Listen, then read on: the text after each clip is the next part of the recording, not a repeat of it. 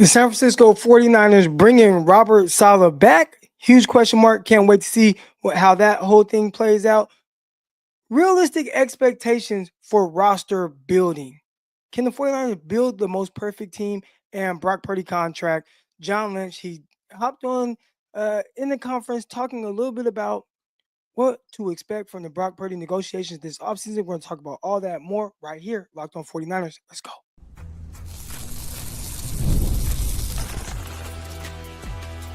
You are Locked On 49ers, your daily San Francisco 49ers podcast, part of the Locked On Podcast Network, your team every day.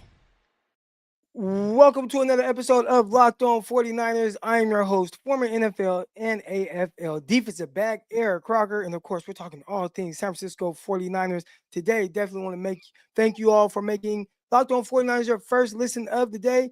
And I wish today was going a little different because typically on Thursdays, y'all know what it is, man. It's crossover Thursdays. But unfortunately for the 49ers don't have a game this weekend. So we're talking 49ers. We're talking offseason talk. We're talking draft. We're talking strategy. We're going to be talking about all those things. All right. Shout out to all the everyday listeners out there. Shout out to the listeners in the chat right now. We got Fluffy Ninja in the chat. We got Anthony in the chat says, what's good, Croc? Yeah, love how you rep the 209, bro. Of course, man, 209, Stockton, California. Let's go. And I hope to be repping and representing a good 49ers team in 2025. We're going to get to some 49er talk, but I do want to take a little slight spin here. I made a comment, didn't even think it was controversial at all. I thought everybody was on the same page as me. Clearly, everyone isn't, except for maybe more so the New York fans.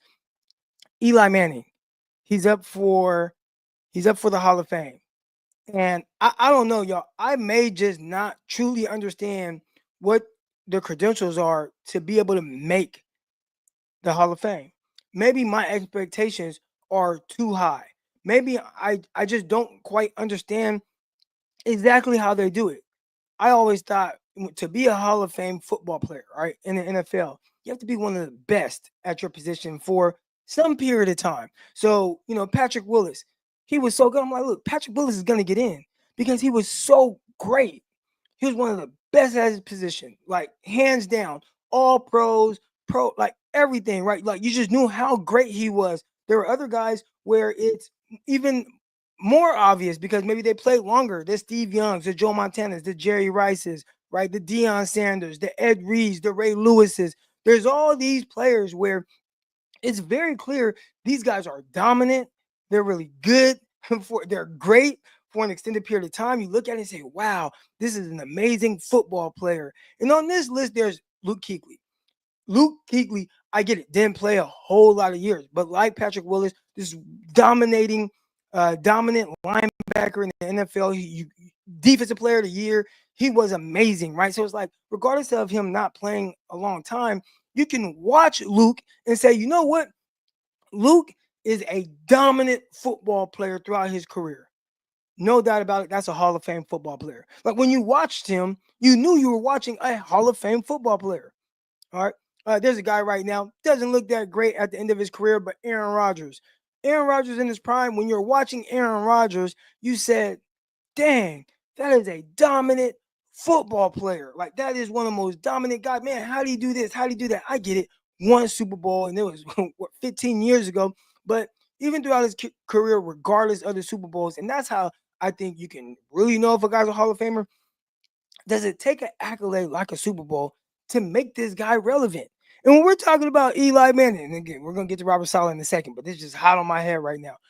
Eli Manning, I never, and I mean never, watched a New York Giant game and said, wow, Eli Manning is a Hall of Famer. I never thought, even during his career, that I was watching history, that I was watching someone that was so amazing. I get it. Great accomplishments. I mean, being able to, take down, being a part of taking down. I say a part of because, well, the 2007 or 2008, whatever New England Patriots team that went undefeated in the regular season, they were a juggernaut offensively. and they got held to 14 points. 14 points by that New York Giants defense. So Eli Manning was a part of it, and he made some really good plays to help them get out of that MVP of the Super Bowl. That is amazing. And he did it twice against Tom Brady. Like, that is awesome.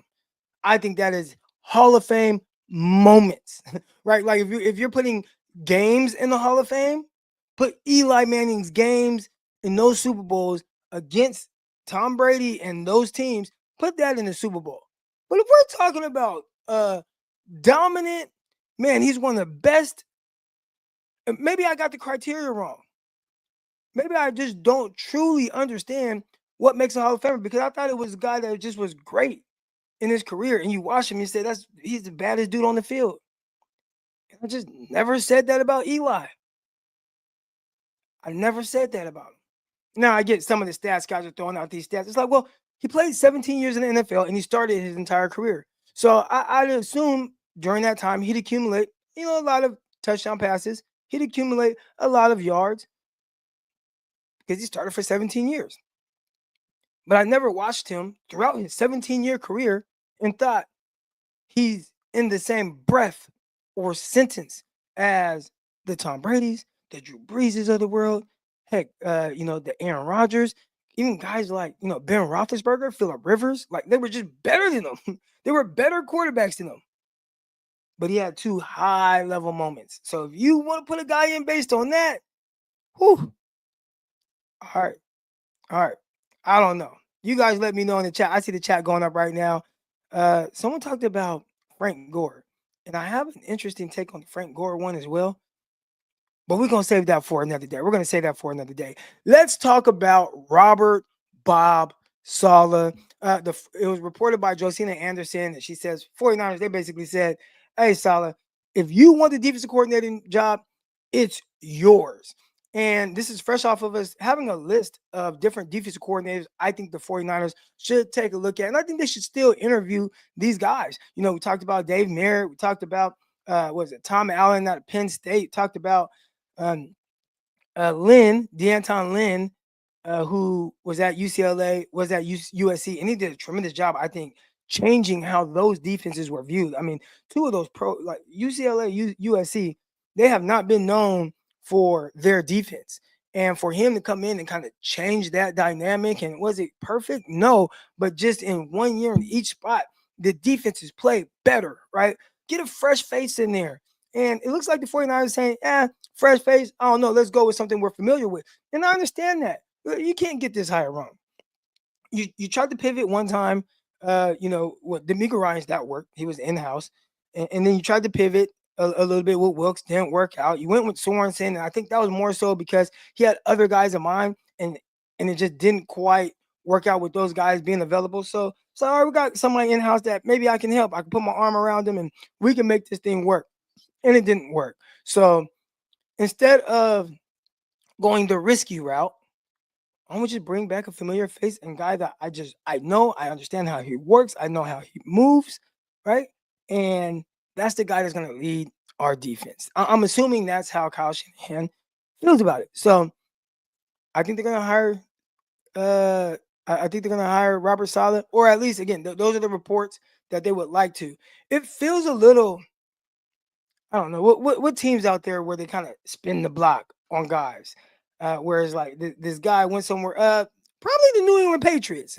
I think we've seen that quite a few times with the Patricia, the McDaniel hires, right? Where these guys go other places, they're head coaches. It doesn't quite work out, and Bill is like, "Come on back to daddy, come back to daddy. I got a job for you." Right? Spin the block a little bit. And maybe that's what Kyle Shanahan is doing, just going with a familiar face instead of a fresh new face with different ideas that may challenge some of his ways of thinking. And as someone myself who is a head coach, I want guys that want to challenge my way of thinking a little bit. And I think sometimes change is good.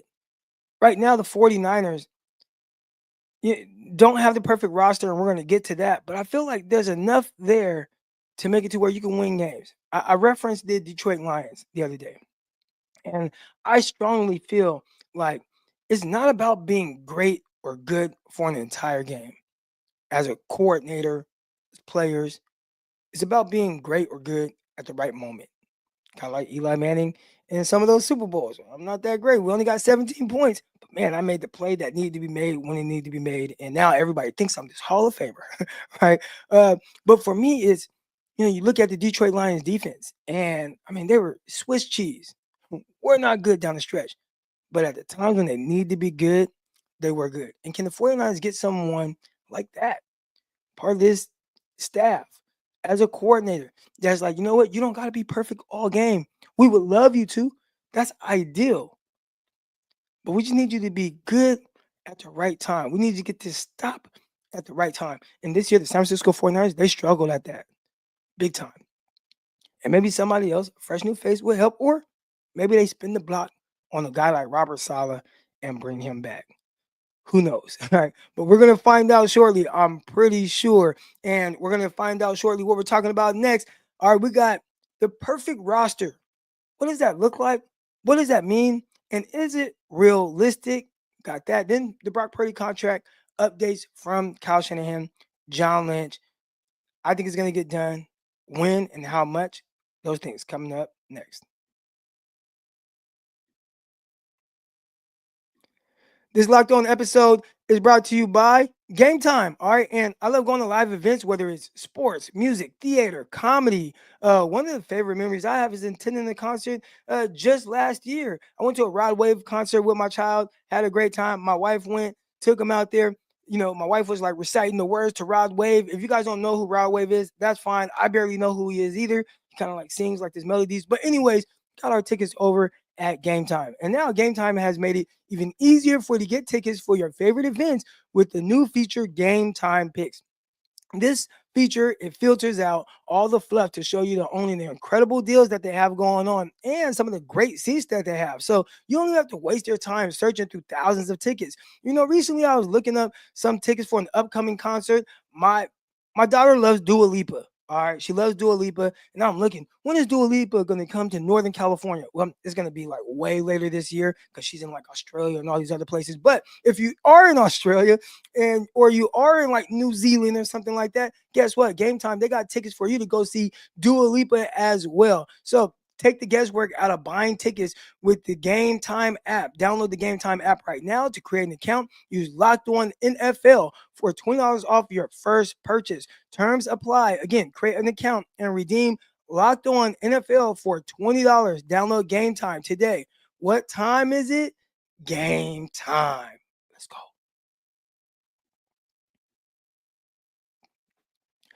All right, y'all. What is the perfect team?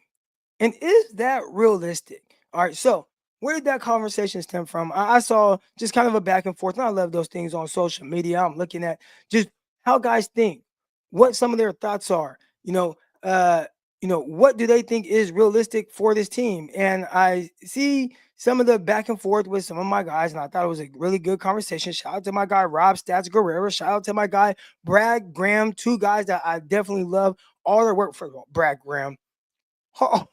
Brad Graham, hardest working guy in like 49ers content creating and all that. He's a monster. He's a juggernaut. I don't know how he does it. I think he has like 5 different phones. So he has 5 different things going at one time.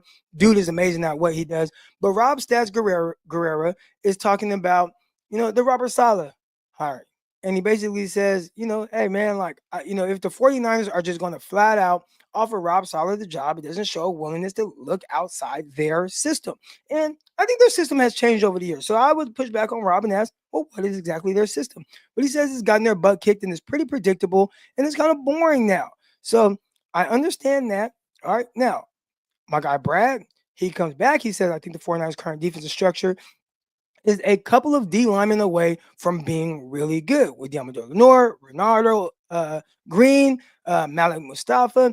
This is the most promising young defensive back room I've seen in a long time for the 49ers. And you know what? I like that. I agree with him in that sense. I think that the 49ers have a lot of really good building blocks currently right now on that defense. Some young pieces that I think, like, man, I'm excited to continue to watch these guys and see what they look like moving forward. All right. But here's not my problem, but my pushback with one thing he said. They're a couple of good defensive linemen away from being really good. And this is what the 49ers having Nick Bosa on the D-line. They invested in, Hargraves, and they went and got, Leonard Floyd and Gross Matos and all these guys, right? Like, they're trying, right? They're trying. And Rob responds and he says, with all due respect, I'm not going to say his exact analogy. Not sure it's appropriate for our Locked On 49ers listeners, but he's basically saying, of course you would like everything to be perfect. Of course. Of course you would like it to be. But that's every team out there. Every team out there is looking for everything to be perfect, but it's not going to be. When you look at the past Super Bowl winners, all right, you look at the Kansas City Chiefs that continue to win. I don't look at the Kansas City Chiefs roster and think, man, it's the most amazing roster. Man, they're just stout at every position. I don't look at, even I'd say the teams that make it to the Super Bowl, and then maybe you see like a drop off, it might be because their team is perfect. But can you win when it's imperfect? Can you win when things aren't great around you? I'm curious to see what the Detroit Lions do, because I don't think they have like a Super Bowl winning defense. But again, if they can be good at the right moments, then that's good enough. They have 15 guys on IR. That is more realistic with what's going on at the NFL level. You got to just figure out a way to win. Got to figure out a way to win. And when I look at the 49ers D-line, ideally, a couple of D-linemen away from being really good, being great. Of course. But how realistic is that? You're going to be taking swings all the time. There are a couple of good offensive linemen from being really good, really great. But how realistic is that? And I think sometimes when we think of these rosters, it's this, perfect puzzle. And I think that's why, last year, San Francisco 49ers had as good a chance as any time to win the Super Bowl. But they were healthy. They were loaded, right? And I think they've dang near created this unrealistic expectation of what it's like in the NFL. They have a loaded roster in general. Most people and teams don't have as many weapons and key guys at their disposal as the 49ers. The 49ers, offensively, you can look and you can rattle off a lot of names of guys that really contribute at a high level. And even in the face of adversity, when guys are hurt, the 49ers, they continue to kind of put guys out there to where, I think you're able to compete. You're able to compete and you have opportunities to win football games. And defensively, I think what let them down most was not so much not having this guy or that guy, which again, that would be ideal, right? I would love to have Reggie White and Lawrence Taylor out there on defense, and DeForest Buckner and Nick Bosa, and give me Deion Sanders at corner, and I'll take Rod Woodson at the other one, and then the nickel I'm going to go Charles Woodson with Ed Reed and Brian Dawkins at safety. I would love to do that, but guess what? That's not realistic. So can you get guys that can play a little bit? Can you coach them up? Can you put them in situations? And situationally, can you be good when you need to be good? And the 49ers are going to have a big opportunity this offseason to draft someone at pick 11. You want to hit on that guy, but my thing is, even more so than hitting, can you just get a guy that really contributes? Can you get a guy that comes in and is day one starter? Not that last year they got a lot of guys that are starters, whether it's Malik Mustafa, Renardo Green. We've talked about those guys, and I'm curious to see what the linebackers, young guys, do they take that next step? Guys like D. Winters. But man, looking at the 49ers roster, of course you want it to be perfect, but it won't be. So how can you win around that? How can you win around that? That's going to be a big question. And I'll tell you how you win around that. I'll tell you how you win around a roster that's imperfect, that maybe doesn't have the world's greatest D-line, linebackers, secondary, but you still figure out a way to win. You get you one of those franchise quarterbacks. So coming up next, we're going to talk about Brock Purdy and some of John Lynch's comments on what they're trying to do with Purdy, getting this thing done.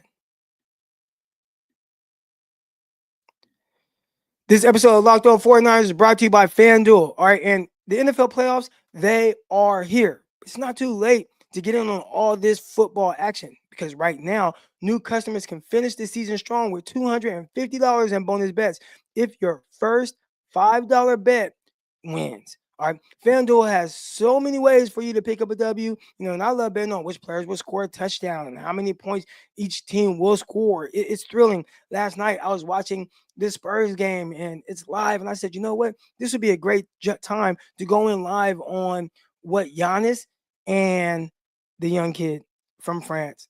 Can't think of his name right now. Don't know why.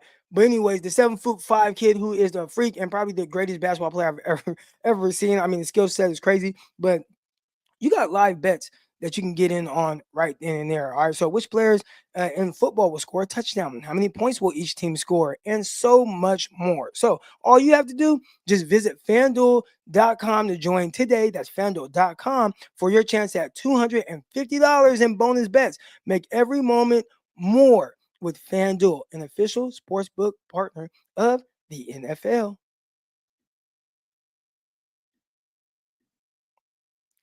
Wimbiana. How did I blank on the kid's name? Come on, man. Dude's amazing. Is he not?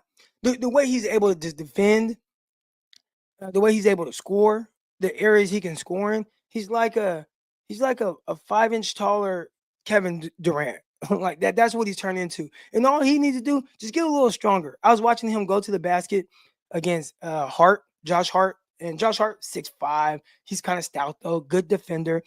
And when he tried to put his body into Josh Hart, he kind of bounced off of him. Now he's 7'5", so he was able to just shoot right over the top and still score. But I was like, that's right there. That's where he needs it. If he can just get a little stronger to where when he goes into Josh Hart, he continues to go towards the basket as opposed to away. That's when we're going to really start seeing probably the greatest player we'll ever see. I mean, just an incredible skill set.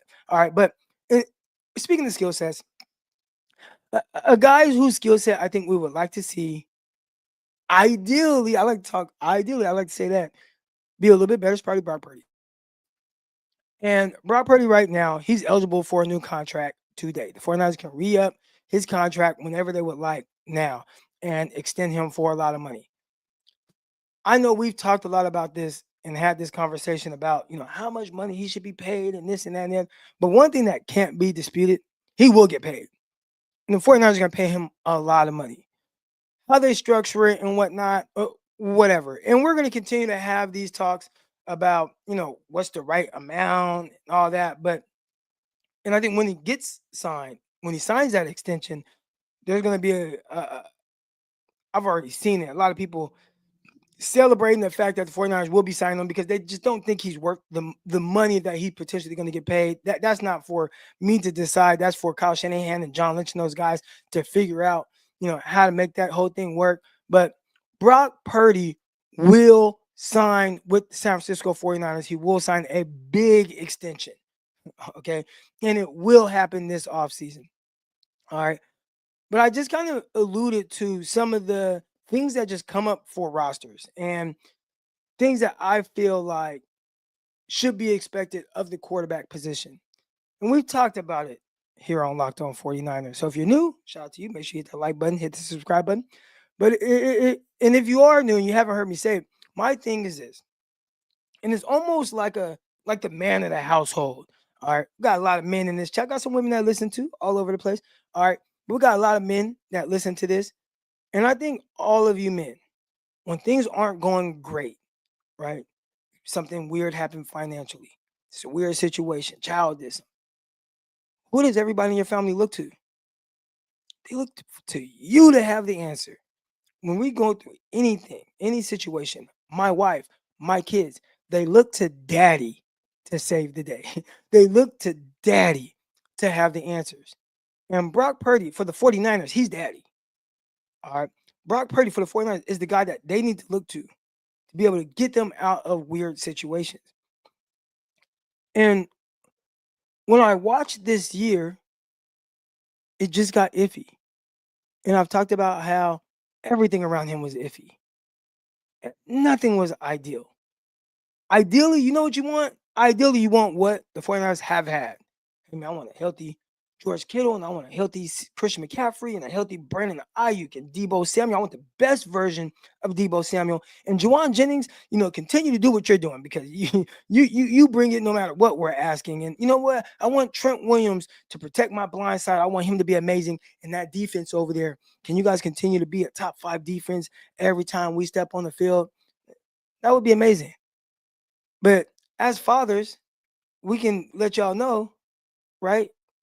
It ain't always perfect. Some things come up, unexpected things. I think I need to get, I have like a get around car I haven't driven in about 4 months. And I think I need to get a new alternator for it, right? Like problems happen, things come up, and everybody looks to you to have the answer. And I know that's a lot of pressure to put on one guy, but I can promise you when, Patrick Mahomes, when Joe Burrow, like that is the expectations that's put on them. Joe Burrow was put in a very tight situation this season, and there wasn't a whole lot of wiggle room for answer, wiggle room for error. And watching him out there, I said, man, he played his butt off regardless. I mean, the season that he had, what was it, 44 touchdown passes? I mean, he, didn't really turn the ball over a whole lot. What, 9, 10 interceptions, whatever, 9 interceptions. Like he was terrific. And they were looking to him to save the day. And he was trying. And he was getting them close. But it was like, dude, I scored 38 points. We still lose the game? Dude, I scored 34 points. We still lose? Dude, I scored 34 again. We still lose? Dude, I scored 33 points. How we still lose this football game? Right? And that's a guy right there that I think they're going to continue to look at Joe Burrow as daddy. And there's some other quarterbacks around the league who I think they are so good that throughout the regular season, how many of you have questioned anything that quarterback is going through? Right? The Josh Allens of the world. Have we questioned anything with his situation? Have we questioned his receiver room? Questioned his offensive line? Questioned his defense? It's like, nah, man, because everybody's going to look to him to have the answers. And he figures it out. Same with Patrick Mahomes. Now, Patrick Mahomes, maybe I shouldn't use him because he is so great. But the Lamar Jacksons of the world and those guys, before you even get to everything else that's going on with the team, it starts with them. It starts with them. And when Brock Purdy gets paid this contract and he gets this money, there's going to be a different level of expectations that's put on him. And is it fair or unfair of him to have these expectations because of the amount of money that he's going to make, which is going to be an astronomical amount? He's going to be getting paid more than every guy I just mentioned. But he's going to be asked to do the same things that those guys do. And that's where I have a hard time paying a guy that I'm going to put these unrealistic expectations on. I love the Baker Mayfield contract. We got, $40, $42, $43 million. Because if it ain't amazing, well, yeah, I mean, he's a $43 million quarterback, $42 million quarterback. So I'm not expecting him to be amazing. Even then, I still like what he did this year. In the face of adversity, not a loaded roster. They made the playoffs in a bad division. 49ers couldn't do it. All right. 49ers had some opportunities. Had some opportunities to close teams out. Couldn't do it. And in those situations, I looked at one person. Not everything else that's going around, because everyone has to deal with these things. Every father in here, every husband in here has to deal with expectations regardless of what's going on. And guess what? We're all asked to just figure it out. And those are the expectations I'm putting on Brock. Brock, you got to figure it out. 6 wins in this season, inexcusable. All the injuries and stuff around it, I get it. When had several opportunities to win games. Several. There's about at least 4 of those games where, regardless of what was going on, you were in a position to win, and you didn't. And I'm putting that on the head guy. Just as if I lose my house, guess who everybody's putting it on? Eric Crocker. Y'all lose your house, they gonna put it on you. All right. When the 49ers lose games, that's one guy. I'm not going to start blaming everybody else when you put this dollar amount on him and those expectations. I see you guys in the chat right now. Here we go. We got John in the chat. He says, if he gets paid $55 million without, I'm not sure the expectations go crazy. I think that just hearing $55 million per year, there's still going to be those expectations. John goes on to say, only because that's well below what an elite quarterback will get. I think even if he gets $55 million, that's still more than some of the elite guys. But kind of like the NFL Hall of Fame, and a guy like Eli Manning probably getting in, maybe I have to change my expectations of the money and the quarterback and what he should be able to do. Maybe it just is what it is, Croc, and Eli Manning is getting into the NFL Hall of Fame. Maybe it is what it is, and no matter what you pay Brock, you still view him as a guy who, hey, he just needs everything and he'll be fine. Last thing here. We talked a little bit about Robert Saleh earlier in this show, and it says Saleh is probably going to want a head coaching job. Well, I got bad news for Bob Saleh. I don't think anybody's hiring him to be a head coach. Got another comment here in the chat. I don't mind 55 if you build it with incentives and only like 18 million guaranteed per year. I'm curious to see how they structure it. But in my opinion, at the end of the day, whatever contract he signs, he's going to be the guy to lead the 49ers. And there's going to be things that come up and times that come up that aren't great and ideal. And, even last year when I talk about a lot of things going great for him, there was a stretch where the 49ers, they lost Deebo Samuel and they lost Trent Williams for a stretch of 3 games. And they lost those 3 games. And everybody said, oh, there was no Trent Williams. There was no Deebo Samuel. That's why the 49ers lost. And I was looking like, dude, the defense gave up like 18 points in those games. You still got to be able to win. You still got CMC. You still got George Kittle. You still got Brandon Ayuk. You still got Kyle Shanahan calling plays. You got to figure it out. Lastly, Willie here in the chat says, Purdy's physical skill set is that of a $30 to $40 million a year QB. His decision-making wasn't that good this year. I think his physical skill set is that of 25 to 30 million. I could have my numbers off based on like inflation, but I think his mind, his mental makeup, the leadership, the decision making is what bumps it up higher to where he should be getting like 45 a year.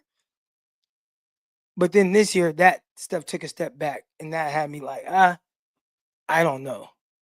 And that makes me uncomfortable, not quite knowing, not quite feeling very comfortable. Interesting stuff there. Appreciate everybody for tuning into this Locked On 49ers episode. Thank you for making us your first listen of the day. We're coming back. Got my guy Peacock coming back. We should be going live tonight to talk all things San Francisco 49ers. Make sure you guys hit that like button and subscribe button on the way out. I'll see y'all later. Peace.